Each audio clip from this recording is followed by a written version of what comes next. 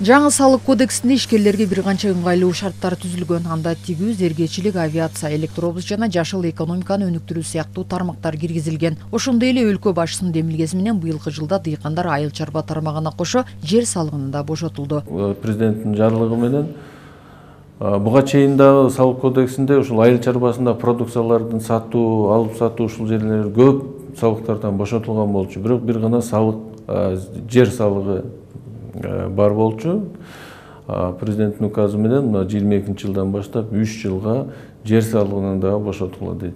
Мен ойлойм, бул эки указ тиешелүү түрдө ушул тармактарда баягы кичи ишкерлерге андан тышкары айыл чарбасына аябай чоң таасирин тийгизет. Экономисттердин айтымында акыркы 30 жыл ичинде Кыргызстанда бирдиктүү иштей турган экономикалык механизм коюлган эмес. Экономиканын негизги бөлүгү бул салык. Ал болбосо мамлекеттин башка булактары өсүшү кыйын. Андыктан салык төлөөчүлөр мамлекет тарабынан коюлган шарттарды пайдаланып, соода жүгүртүүсүнүн көлөмүнө жараша салыгын төлөп туруш керек. Ал үчүн ишкерлер же болбосо салык төлөөчүлөр финансылык сабаттуулугун жоюп, салык тармагындагы маалыматтарды толук таанышып чыгышы керек дейт адистер.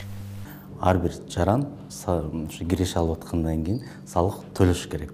Себеп дегенде ошо салык аркылуу биздин мамлекетте бюджет өзүнүн ордун толуктап, ошо бюджеттен бөлүнгөн акчалар кайра эле ошо адамдардын өзүнүн жашоодо керектүү болгон муктаждыктарына пайдаланат да. Ошо медицина тармагы болобу, окуу тармагы болобу, башка социалдык кызмат көрсөтүүлөр болобу, мамлекет тарабынан ошолор кайра эле өзүнүн жарандарына кайтарылып келип атат да. Ошо чек ара маселеси болобу, коопсуздук маселеси болобу, ошонун баары салыктын эсебинен келип түшкөн акчалардын эсебинен пайдаланат да.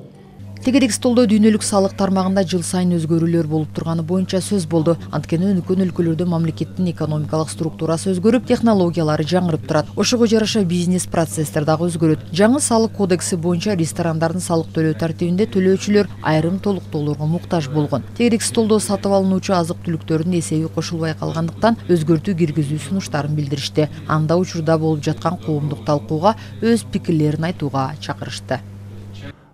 По новому налоговому кодексу я представляю ассоциацию ресторанов.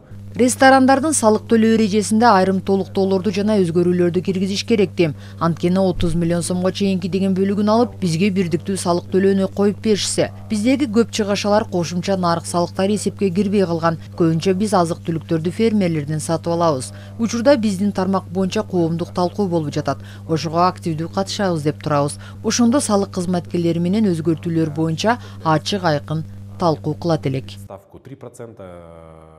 Салык тармагындагы ачык айкындуулукту талап кылган кассалык көзөмөл машиналары сунушталган. Анын максаты соода жүгүртүүнүн көлөмүн тактоо менен бирге сапаттуу товарлар менен камсыздоого шарт түзөт. Бүгүнкү күндө ККМ колдонгондордун саны 7800 жеткен.